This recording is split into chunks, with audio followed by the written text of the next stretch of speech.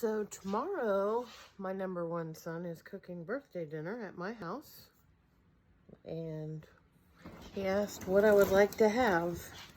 And ironically, I have recently purchased quite a few bone-in ribeye steaks. So I'm taking them out of the freezer now.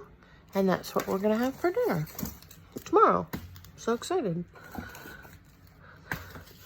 I'm not sure if I have enough. But hey, I can always get more.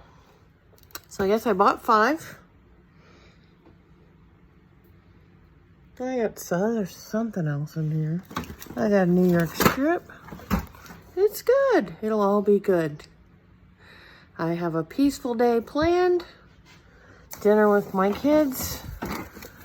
Hopefully my son can help me hang up a couple things that I need a stud finder for. And life is grand. This is Lisa, your stylist, with a piece of me moment. Have a peaceful day.